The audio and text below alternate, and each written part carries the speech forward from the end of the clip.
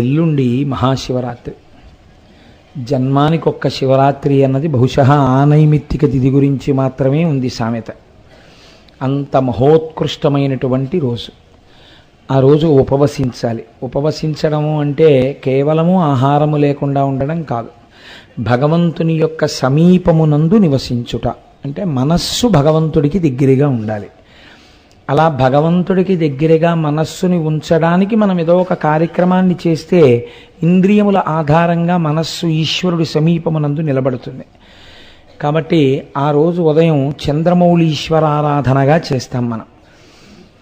చంద్రమౌళీశ్వరారాధన అన్నప్పుడు పంచసామ్యములను ఉంటాయి. రేపటి రోజున మీకు నేను అసలు ఆ మహాశివరాత్రి ఎందుకు వచ్చింది, లింగోద్భవం అనగానేమి, ఆ లింగోద్భవం జరిగినప్పుడు ఆ జ్యోతిని చూసినప్పుడు కార్తీక పౌర్ణమి నాడు కానీ లింగోద్భవ సమయమునందు జ్యోతిని చూస్తూ కానీ ఏ శ్లోకం చెప్పాలని మనకి వాంగ్మయం చెప్తోంది.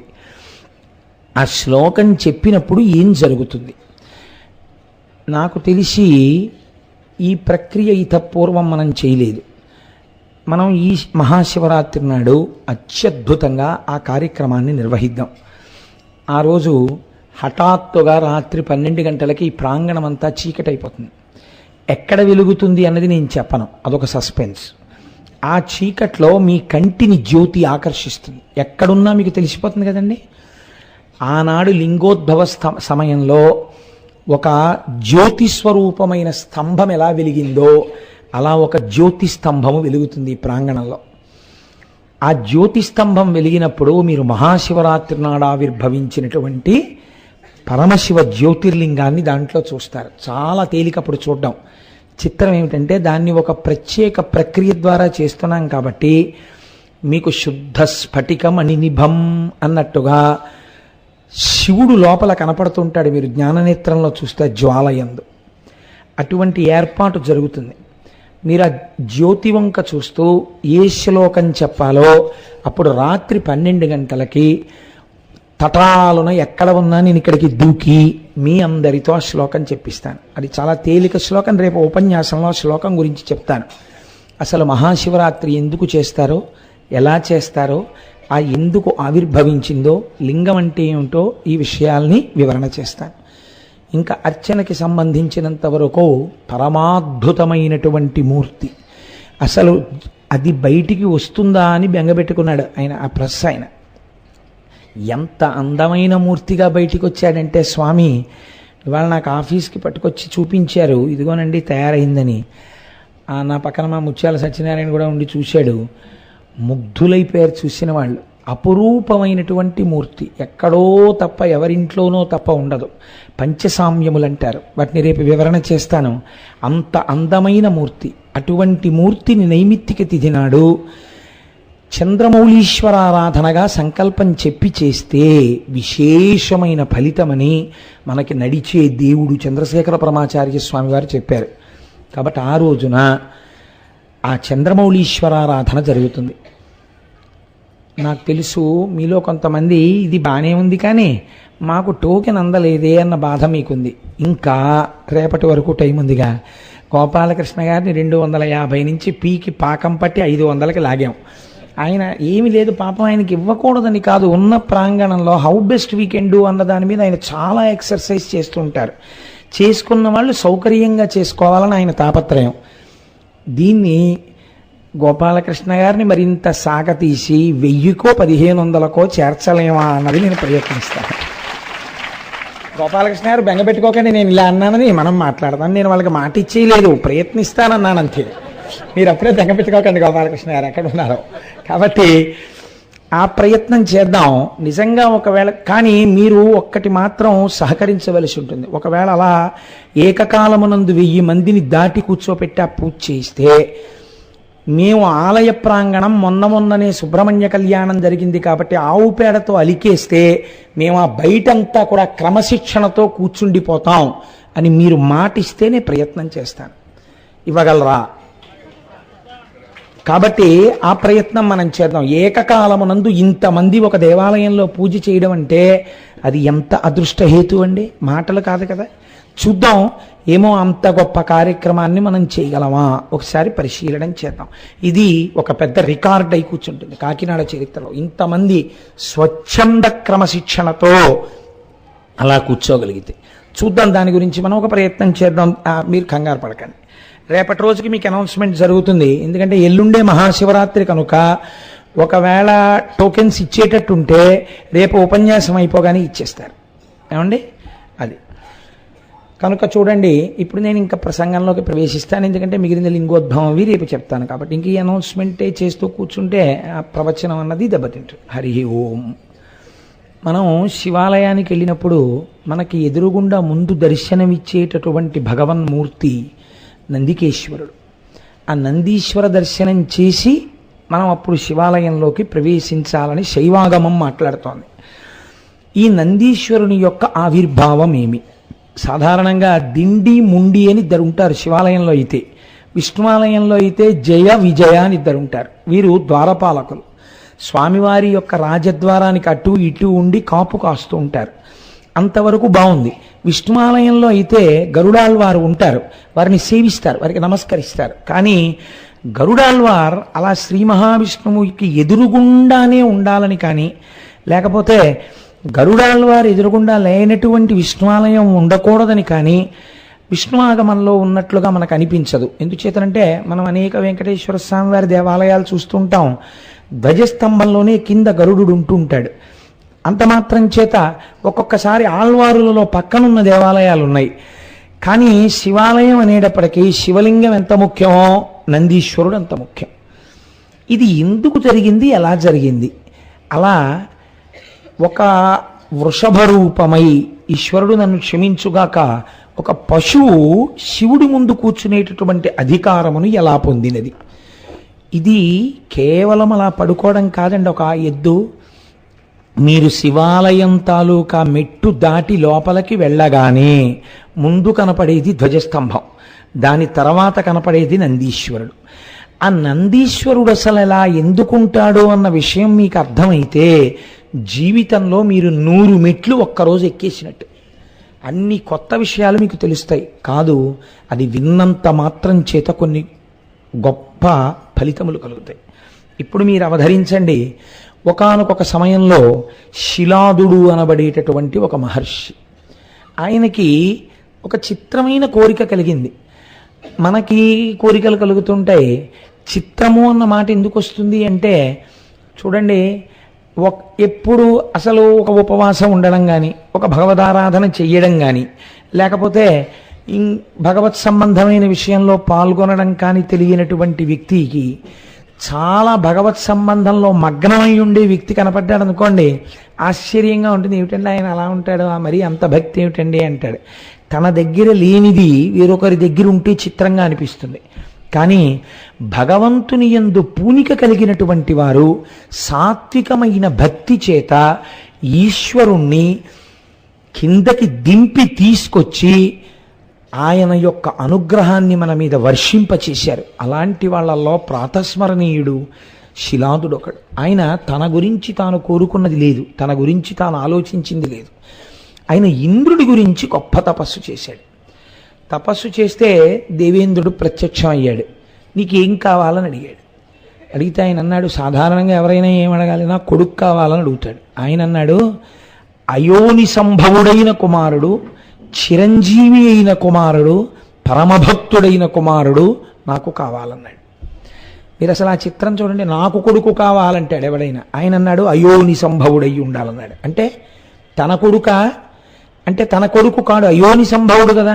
కాబట్టి తన భార్య ఎందు జన్మించే అవకాశం ఉండదు. అది ఎంత త్యాగం అండి నిజంగా. అసలు ఆ భార్య ఒప్పుకోవద్దు. ఇంత తపస్సు చేసి తమకి కుమారుడు కావాలని అడగలేదు, ఒక అయోని సంభవుడు కావాలి. అలాంటి వాళ్ళండి లోకానికి యుగ యుగముల వరకు వెలుతురు ప్రసరింపచేశారు. వాళ్ళు ప్రాతస్మరణీయులు, వాళ్ళు నమస్కారము చేయబడడానికి యోగ్యులు. అందుకే వాళ్ళని తలుచుకుంటే పాపాలు పోతాయి. అటువంటి అయోని సంభవుడు పరమభక్తుడై ఉండాలి. ఆయన చిరంజీవి అయి ఉండాలి. కొంతకాలం ఉండి కొంతకాలానికి వెళ్ళిపోవడం కుదరదు. అటువంటి కుమారుడు నాకు కలుగుగాక అని అడిగాడు. అడిగితే దేవేంద్రుడు నాలాగే ఓసారి తలకాయ గోక్కునన్నాడు. ఇలాంటి కోరిక నా గురించి తపస్సు చేసి ఎవరూ అడగలేదు. ఇది నాకున్న సమర్థత చేత నేను ఇయ్యగలిగినది కాదు. ఎందుచేతనంటే ఇంద్రత్వం అనేది కూడా ఒక పదవి. ఈ పదవి కొంతకాలం ఉండి వెళ్ళిపోతుంది. నా పదవే తాత్కాలికం, నేను తాత్కాలికం. ఇంద్ర పదవి వెళ్ళిపోయిందంటే ఇంద్రుడు వెళ్ళిపోతాడు, కొత్త ఇంద్రుడు వచ్చేస్తాడు ఆ పదవిలోకి. నాకే లేదు చిరంజీవిత్వం, నాకే లేదు శాశ్వతత్వం, నేను ఇంకోళ్ళకేమి ఇవ్వగలను? తాను వెలిగే దీపం అయితే కదా ఇంకో దీపాన్ని వెలిగించగలదు. తనకి విషయం తెలిస్తే కదా ఇంకొకళ్ళకి చెప్పడం, తనకి శక్తి ఉంటే కదా ఇంకొకళ్ళని రక్షించడం. ఇది నా గురించి తపస్సు చేసి ఎందుకు అడిగావు? నేను ఇవ్వగలని ఎలా అనుకున్నావు? నేను ఇవ్వలేను, కానీ ఇది నా సమర్థత కాదు, కానీ ఇంత తప్పించావు కనుక ఇది ఇవ్వగలిగిన వాడిని చూపిస్తాను. ఇలా ఇవ్వగలిగిన వాడెవరో తెలుసా? ఇది చాలా లోక విరుద్ధమైన విషయాన్ని నువ్వు అడుగుతున్నావు. ఇది ఇవ్వగలిగిన వాడు పరమశివుడు ఒక్కడే ఇవ్వగలడు. కాబట్టి నువ్వు ఆ శంకరుడి గురించి తప్పించు అన్నాడు. చిత్రం ఏమిటంటే, పోన్లేండి ఇంకా అంత దూరం అయితే మళ్ళీ శివుడి గురించి తపస్సు చేసి ఇవన్నీ జరిగే పనిలో జరగని పనిలో పోయి మీరేమి ఇవ్వగలరు అని అడగాలి కదండి. మనమైతే అలా అడుగుతాం. ఆయన అలా అనలేదు, అలాగే అన్నాడు. ఈ పూనికండే, ఈ ధృతి, ఈ పట్టుదల, ఈ శక్తి లోకంలో అద్భుతాలు సృష్టించింది. నాకు తరచూ అనిపిస్తుంటుంది, మన పౌరాణిక వాంగ్మయం ఇవాళ ఏ స్థాయికి వెళ్ళిపోయిందంటే, పురాణంలో నుంచి ఏదైనా ఒక కథ వినడము అంటే ఏ పని పాడు లేనివాడు, జీవితంలో ఇంకా కేవలము మృత్యువు కొరకు ఎదురు చూడడం తప్ప వేరొక వ్యాపకం లేనివాడు, వాడి కొరకు మాత్రమే నిర్దేశింపబడినది అనేటటువంటి ఒక తప్పు అపోహ ఇవాళ కలి ప్రభావం చేత మన యందు కలిగింది. నిజానికి మీరు ఇది ఎవరు వినాలి? నేనైతే అనుకుంటాను, ఈ విషయాన్ని నాకు మనస్ఫూర్తిగా చెప్పుకోవాలంటే ఎవరికి చెప్పాలనిపిస్తుందో తెలుసా అండి?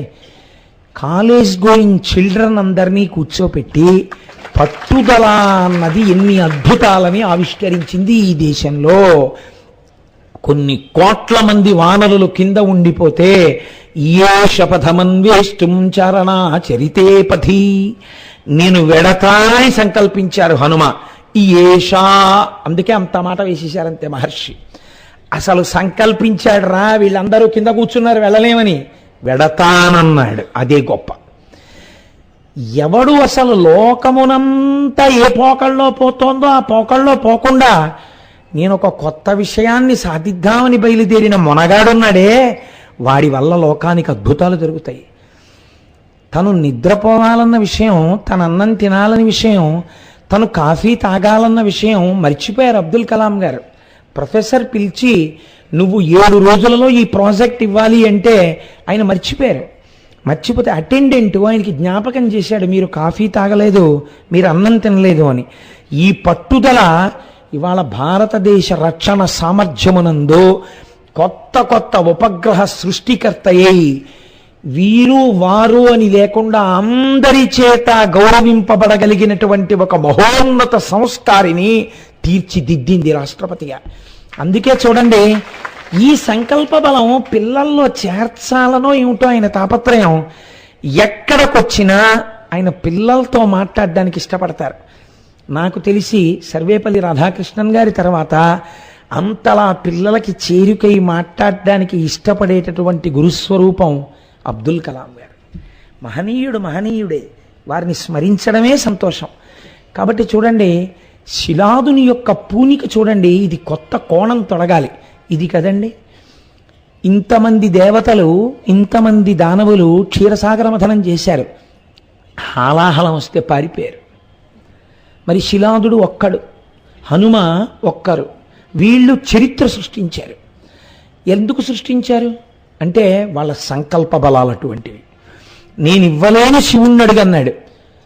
ఇంద్రులని సృష్టించగలిగిన వాడు నాకు లొంగుతాడా, నాకు కనపడతాడా అని బెంగ పెట్టుకోలేదుట.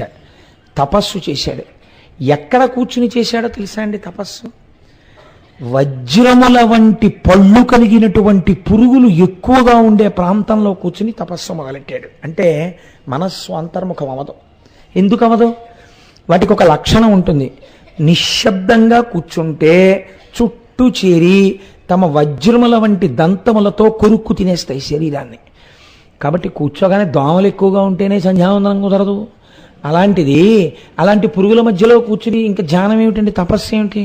కానీ ఆయన సంకల్ప బలం చూడండి, తనకి తాను పరీక్ష పెట్టుకున్నాడు. అక్కడ కూర్చుని తపస్సు మొదలెట్టేట. మొదలెడితే కొద్ది కాలం అయ్యేటప్పటికీ శిలాదుడు అనబడేటటువంటి రూపం అక్కడ లేదు, అస్థిపంజరం ఒకటే ఉందంతే. అంటే మిగిలినటువంటివన్నిటినీ తినేసాయి పురుగులు. ఎముకలు తప్ప అన్నీ తినేస్తే మహానుభావుడు పళనిలో ఉన్నటువంటి సుబ్రహ్మణ్యేశ్వర స్వామి వారి తొడ కింద గోరు పెట్టి గీరేవారట. గీరితే చిన్న ముద్దలా వచ్చేది. ఆ ముద్ద రాస్తే కుష్ఠరోగం పోయేది. మొన్న నాకెవరు మన వేలుగురి స్వామి చెప్తున్నారు, అదే మందు. దక్షిణ భారతదేశంలో ఒకప్పుడు కుష్ఠరోగం వస్తే పళని సుబ్రహ్మణ్యేశ్వర స్వామి వారి దగ్గరికి వెళ్ళడం, తొడ కింద గీరి మందు తెచ్చుకోవడం. అలా గీరగా ఆయన తొడంతా చెక్కుకుపోయింది కొన్నాళ్ళకి. ఇప్పుడు అభిషేకం కూడా ఆయనకి ఉదయాస్తమాన సేవ అయింది, ఎందుకంటే తొడంతా గీసుకుపోయింది. మహానుభావుడండి. అలా గీరితే శిలా విగ్రహం అయితే అందులోంచి అంతంత ముద్దలు ఎలా వచ్చాయి? ఎన్ని వేల మందికి కుష్ఠవ్యాధి నయమైందో పళని సుబ్రహ్మణ్యేశ్వర స్వామి వారి తొడలోంచి వచ్చిన ముద్దలతోటి. కనుక ఆయన శరీరం అంతా తినేస్తే అస్థిపంజరం ఒకటే ఉంది. ఇప్పుడు మీరు అనకూడదు కాబట్టి అనరు, కానీ చర్మమే తినేస్తే కన్నుల వంటి మెత్తటి వాటిని వదిలిపెడతాయండి. కాబట్టి అవి కూడా తినేస్తే ఏమున్నాయి? ఏమీ లేవు. ఎముకలు ఒక్కటే ఉన్నాయి, అస్థిపంజరం ఒకటే ఉంది. అస్థిపంజరం ఉంటే ఎలా బతికాడండి అని మీరు నన్ను అడగచ్చు. నేను అస్తమానం చెప్తుంటాను, ఒక్కొక్క యుగమునందు ఒక్కొక్క లక్షణం ఉంది. అస్థిగత ప్రాణులు, ఎముకలుంటే బతుకుతారు వాళ్ళు. కాబట్టి ఇప్పుడు ఆయన అంతర్ముఖుడై చైతన్యవంతుడై ఉన్నాడు. ఇటువంటి తపస్సు బహుశಃ నేను చదివినటువంటి పురాణ వాంగ్మయంలో చాలా అరుదు. నేను ఇది చదివినప్పుడు మొట్టమొదటిసారి కాసేపు కుర్చీలో వెనక్కి పడిపోయానంటే కాదు, అలా ఉండిపోయాను. అసలు ఆ పద్యం చదువుకున్నప్పుడు నేను చాలా పద్యాలు తగ్గించేస్తున్నాను. అంటే ప్రధానమైన అంశం అందించడం ప్రధానం, అవతల పూర్తి చేసేయవలసిన రోజు దగ్గరికి తరువుకు వచ్చేస్తోందని. అంటే శివమహాపురాణం అంటే మహాసముద్రం, ఏదో కొంత అందించామన్న తృప్తి. కనుక చిత్రం ఏమిటో తెలుసా అండి? శంకరుడు ప్రమదగణములతో పార్వతీ సహితుడై సుబ్రహ్మణ్య గణపతులతో కలిసి అక్కడ సాకారముగా ప్రత్యక్షమయ్యారు. అంటే ఏకకాలమునందు కొన్ని కోట్ల సూర్యులు అక్కడ ప్రకాశించారు. ఈయనకి బహిర్ముఖుడు కాలేదు. సాధారణంగా భగవంతుడు ప్రత్యక్షమైతే తపస్సు చేసేవాళ్ళు బహిర్ముఖులు అవుతారు, ఈయన అవ్వలేదు. అవ్వకపోతే నీళ్లు జల్లితే బహిర్ముఖుడవడానికి స్పర్శేంద్రియమైన చర్మం లేదు. అయితే ఏ జటాజూటంలోంచి నీళ్లు జల్లచ్చు. ఇప్పుడు బయటికి తేవడానికి శంకరుడు ఏం చేశాడో తెలుసా అండి? అసలు సృష్టిలో ఇలాంటిది జరగలేదు. తన కుడికాలు పైకెత్తి కుడికాలి బొటన వేలుతో ఆయన యొక్క మూడవ కన్ను అనగా జ్ఞాననేత్రం ఉండేటటువంటి ఆజ్ఞాచక్రము దగ్గర పెట్టి ఆపెట్టలాగా అప్పుడైన బహిర్ముఖుడయ్యాడు. అసలు నిజంగా ఇలాంటి స్థితి పొందిన మహాపురుషుడు ఉంటాడండి. శంకరుడు యొక్క కాలి బొటన వేలు జ్ఞాననేత్రమునందు కొంతసేపు తగిలి ఉంటే తప్ప అసలు బహిర్ముఖుడు అవల. ఈయన తపస్సు చూసి పొంగిపోయి ఏమయ్యా దేని గురించి తపస్సు చేశావు అని అడిగాడు. ఆయన ఉన్నట్లు చెప్పాడు, నేను ఇంద్రుడి గురించి తపస్సు చేశాను. ఆరాధయ మహాదేవం తత్పుత్ర వినికామ్యయా సర్వేశ్వరో మహాశక్తః సతే పుత్రం ప్రదాస్యతి. నువ్వు ఆ శివుడి గురించి తపస్సు చేస్తే ఆయన నువ్వు కోరుకున్న లక్షణములున్న కొడుకునిస్తాడని చెప్పాడు ఇంద్రుడు. అటువంటి కొడుకు కోసం తపస్సు చేశాను అన్నాడు. ఇప్పుడైతే నీకు ఎటువంటి కొడుకు కావాలని అడిగాడు ఆయన. ఇప్పుడు శంకరుడిని చూడగానే ఆయన ఆనందంలో ఒక్క మాట కలిసిపోయింది. ఏంటది? నీలాంటి కొడుకు, అయోనిజుడు, పరమభక్తుడు నాకు కొడుకుగా కావాలన్నాడు. ఈ మాట అనేటప్పటికీ శంకరుడు నవ్వాడు. నవ్వి, నాలాంటి కొడుకు వేరొకడు లేడు, నేనే నీకు కొడుకుగా రావాలి. లొంగిపోయాను నీ భక్తికి, కనుక నేనే వస్తాను నీకు కొడుకుగా. అంటే ఇప్పుడు ఏ స్థితికి తీసుకొచ్చాడంటే పరమాత్మని తన తపస్సుతో, శంకరుణ్ణి జన్మలేని వాణ్ణి. నన్ను ఎవరో అడిగారు ఇవాళ, మా డాక్టర్ గారిలో ఉంది ఆఫీసులో, అడిగారు శివుడికి బాల్య క్రీడలు ఉండవా అండి అని. పార్వతీ కళ్యాణం విందురుగాని డాక్టర్ గారు, అందులో మీకు తెలుస్తుంది శివుడికి అసలు జననం ఉందో లేదో, తల్లిదండ్రులు ఉన్నారో లేరో, ఎంత చిత్రమైన ఘట్టాలు నడిచాయో ఆ పార్వతీ కళ్యాణంలో. పార్వతీ కళ్యాణం లాంటి ఆఖ్యానం బహుశా ఎక్కడ లేదండి సృష్టిలో. ఎదర విందురుగాని వచ్చేస్తుందో వారం రోజుల్లో. కనుక ఇప్పుడు అటువంటి కొడుకంటే నేనే నీకు కుమారుడిగా వస్తాను కనుక చాలా సంతోషం, నువ్వు తపస్సుని విరమించు. ఇంకొక వరం ఏమీ ఆయన అడగలేదండి, ఇదొక్కటి అడిగి లేచి వెళ్ళిపోయాడంతే. తన గురించి ఏమీ లేదు.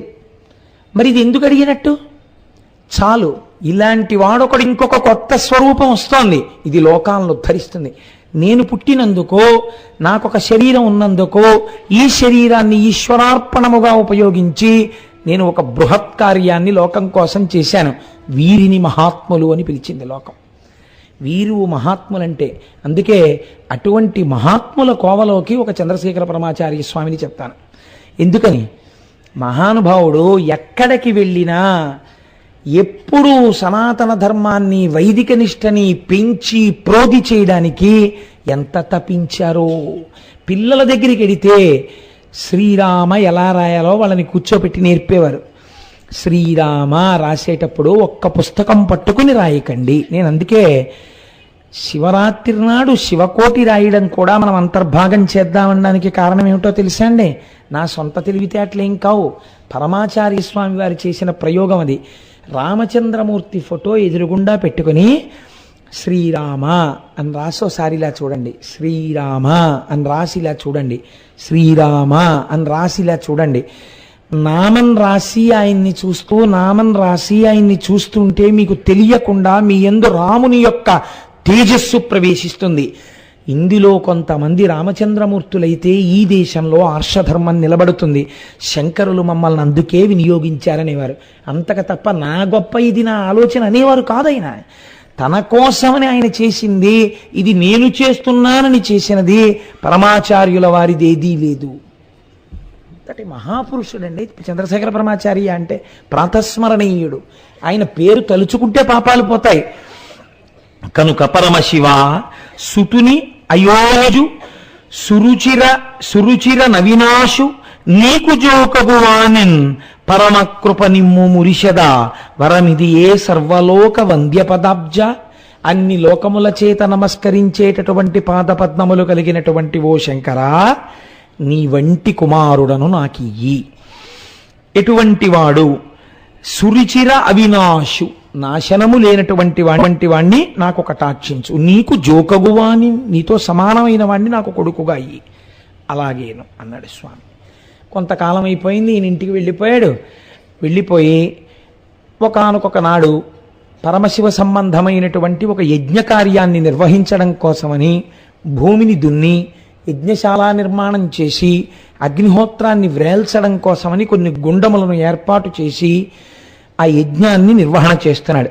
నిర్వహణ చేస్తుండగా ఆ యజ్ఞవాటి యందున్నటువంటి అగ్నిగుండంలోంచి ఒక మూర్తి ఆవిర్భవించారు. ఈయన తరుణేందు కిరీటముతో, సురుచిర భస్మానులిప్త శుభ్రతనువుతో, వరభుజ చతుష్టయముతో, హరువుగ బాలకుడు పొడమె హరునంశముతో. వచ్చినటువంటి వాడు ఎటువంటి వాడు? ఇలా పైకి వస్తుంటే ముందు తల మీద ఏం కనపడిందిట? తరుణేందు కిరీటముతో, చంద్రరేఖతో కూడినటువంటి కిరీటం ఉన్నవాడు. ఇది ఒక్క పార్వతీ పరమేశ్వరులే ధరిస్తారు. కళాభ్యాం చూడాలంకృత శశికళాభ్యాం అంటారు శంకరాచార్యుల వారు. అటువంటి చంద్రరేఖతో కూడుకున్నటువంటి కిరీటమును ధరించినటువంటి వాడు, సురుచిర భస్మానులిప్త శుభ్రతనువుతో, ఏ విధమైనటువంటి మలినము లేకుండా ప్రకాశించిపోతున్నటువంటి తెల్లనైన శరీరము మీద అలదినటువంటి భస్మతో కూడినటువంటి శరీరమున్నవాడు, వరభుజ చతుష్టయముతో, 4 భుజములు కలిగినటువంటి వాడు, హరువుగ బాలకుడు పొడమే హరునంశముతో, పరమశివుని యొక్క అంశ చేత అట్లాంటి పిల్లాడే బాలశివుడా అన్నట్టుగా ఆవిర్భవించాడు. చిన్ని శివుడేమో అన్నట్టుగా ఆయన్ని చూడగానే పొంగిపోయాట. ఎవరు? శిలాదుడు. దేనికి పొంగిపోయాడు? నేను లోకములు కన్న తండ్రిని చూశాను, ఎవరూ చూడలేని మూర్తిని చూశాను, పార్వతీ సహితుణ్ణి. ఆయనే నేను నీకు కొడుకుగా వస్తానన్నాడు. నీకు జోబగు పుత్రుని అన్నందుకు ఆయనే చిన్ని శివుడిగా వచ్చాడు. ఆ శివుడే ఇప్పుడు చిన్ని శివుడు. చిన్ని శిశువు అని కీర్తన చేస్తారు అన్నమాచార్యుల వారు. అలా చిన్న శిశువుగా వచ్చి చిన్న శివుడిగా కనపడ్డాడు. కనపడితే ఆ చూడగానే శంకరుడి యొక్క అనుగ్రహాన్ని దర్శించట శిలాదుడు. దర్శించి ఆ పిల్లవాడిని చూడగానే ఎక్కడ లేని ఆనందము పైకి పొంగి పొరలింది కాబట్టి నంది అని పిలిచాట. నాలో ఆనందమును ఉద్భవింపజేశావు కాబట్టి నిన్ను నంది అని పిలుస్తున్నాను అని నంది అని పిలిచి కొడుకుని వెళ్ళి కౌగలించుకున్నట్ట. కౌగలించుకొని సంతోషపడి నందమొసగిన వాడవుట నంది అనుచు నామకరణంబొనర్చి నానా విదార్థ సంచయము నిమ్మిమై నర్ధి జనులకిచ్చి తనియ చేసి ముదంబునదనరుచుండే. నంది అనేటటువంటి నామకరణం చేసి పుట్టగానే నన్ను సంతోషింపచేశావని ప్రజలందరూ ఆయన్ని చూసి పొంగిపోతుండగా ఆ పిల్లవాడు దినదిన ప్రవర్ధమానం అవుతున్నాడు. అయితే మీకు ఇక్కడ ఒక అనుమానం వస్తుంది. ఏమండి, మీరేమో 4 భుజములు కలిగినటువంటి వాడై 3వ కన్నున్నవాడై పరమశివాంశతో పుట్టాడని అంటున్నారు. శివాలయంలో ఉండేటటువంటి నందీశ్వరుడేమో అదే రూపంతో ఉండొచ్చు కదా, మరి అలా ఉండకుండా ఒక వృషభాకృతిలో పడుకొని ఉంటాడు కదా, ఆయన ఒక ఎద్దుగా ఉంటాడు కదా, అలా ఎందుకు ఉండవలసినటువంటి అవసరం ఏర్పడినది అంటే శాస్త్రం అంది శివునకో ధర్మమునకో అభేదము. ధర్మమే శివుడు. ఎందుకని? శివుడిలోంచి వేదములు వచ్చాయి. వేదములు దేని గురించి చెప్తాయి? ధర్మము గురించి చెప్తాయి. కాబట్టి ఇప్పుడు ఆయన నీలాంటి కొడుకు కావాలన్నప్పుడు వెంటనే పిలిచి ఆది వృషభాన్ని పిలిచేట. ఆ ఆది వృషభమునకు ధర్మము అని పేరు. అంటే వృషభ జాతి యందున్న మొట్టమొదటి వృషభమేదో అది ఆది వృషభం. అందుకే ధర్మము లోపించిపోయిందనుకోండి కలియుగంలో, ఇంకా అంతమైపోవలసి వచ్చింది, ఇంకా ధర్మము లేదు అని ఎవరు కనిపెట్టాలి? ఎవరు ధర్మాకృతియో వారు కనిపెట్టాలి. అందుకే ఎవరు లేస్తారు కలియుగానికి ముందు అంటే శ్రీశైలంలో ఉండేటటువంటి శనగల బసవన్న లేస్తాడు. లేచి ఒక పెద్ద రంకె వేస్తాడు. ఆయన రంకె వేసిన తర్వాత ఇంకా కలియుగాంతం ప్రారంభం అవుతుందని. కాబట్టి ఇప్పుడు ఆ వృషభాకృతియే ధర్మాకృతి. కాబట్టి ఇప్పుడు ఈ ఆది వృషభం ఏది ఉన్నదో ధర్మస్వరూపమై దాన్ని పిలిచి నీవు నందీశ్వరుడిగా అంటే మీకేమర్థమైంది? ఎవడు ధర్మాన్ని పట్టుకుంటాడో వాడు ఆనందాన్ని పొందుతాడు. కాబట్టి నువ్వు ధర్మస్వరూపానివి, నందిస్వరూపంగా నా స్వరూపంగా శిలాదుడికి అయోనిజుడిగా జన్మించు అని శాసనం చేశాడు. అందుకని ఆయన ముందు బాలశివుడిగా దర్శనమిచ్చాడు, అభేద దర్శనమిచ్చాడు. శివుడికి తనకి భేదం లేదు, బాలశివుడై ఉన్నాడు. అందుకని ఇలా దర్శనమిచ్చాడు. కొంతకాలం అయింది. ఒక ఆశ్చర్యకరమైన సంఘటన జరిగింది. కొంతమంది దేవతలు వచ్చి వాళ్ళతో అన్నారు, అయ్యో శిలాదుడా, నువ్వు 1కి 1 విన్నావు, నువ్వు అడిగినదొకటి నీకు ఇయ్యబడినదొకటి. నువ్వు ఎటువంటి స్వరూపాన్ని కోరావో అటువంటి స్వరూపాన్ని నీకు ఇచ్చారు. కానీ పిల్లవాడిది అల్పాయుర్దాయం. ఆయన జ్ఞానము చేత చిరంజీవి అవుతాడు, కానీ ఈ శరీరము చేత చిరంజీవిత్వం లేదు, అలా ఉండడు. ఈ పిల్లవాడు ఆయుర్దాయం అయిపోయిందన్నారు. శిలాదుడు బాధపడి వెంటనే శోకిస్తుంటే ఈ పిల్లవాడు చూసి నందీశ్వరుడు, ఎందుకంత బాధపడతారు నాన్నగారు? నేను శంకరుడి గురించి తపస్సు చేస్తానని మార్కండేయుడు ఎలా తపస్సు చేశాడో అలాగే ఈయన కూడా తపస్సు ప్రారంభించాడు. ఈయన చేసినటువంటి తపస్సు చేత ప్రీతి పొందినటువంటి శంకరుడు మళ్ళీ ఈయనకి ప్రత్యక్షం అయ్యాడు. ఏమిటి ఇవాళ ఇన్ని పురుగుల కింద ఉన్నాయి? ఈయనకి ప్రత్యక్షమై ఆయన అన్నాడు, ఇట్లు అయ్యయ్యో పిల్లవాడా, నువ్వు ఎంత భక్తితో తపస్సు చేశావురా, నేనే పరీక్ష పెడదామని మీ ఇంటికి వాళ్ళని పంపాను తప్ప నీవు చిరంజీవివే. మీ నాన్న అడిగినప్పుడే చిరంజీవి అయిన కుమారుడు కావాలన్నాడు. నేను తథాస్తు అన్నాను. నేను తథాస్తు అన్న తర్వాత నీకు మృత్యువు ఎక్కడి నుంచి వస్తుంది? కానీ నా మీద నీకెంత పూనిక ఉన్నదో చూడడం కోసమని ఈ పరీక్ష చేశాను. నీ పూజకి నీ తపస్సుకి నేను పరవశించాను. ఇట్లు చెప్పి శిరంబున నెసగు హేమ కమలహారము శైలాదిగలమునందు వేసి అంతనే అతడును వెలస పంచముకుడు త్రినయనుడు దశభుజుడు నగుచు. పొంగిపోయాను రాని తన మెడలో ఉన్నటువంటి బంగారు పద్మములతో కూడినటువంటి హారాన్ని ఒక దాన్ని తీసి ఎదురుగుండా ఉన్న పిల్లవాడి మెడలో వేసట. ఒక్కొక్కసారి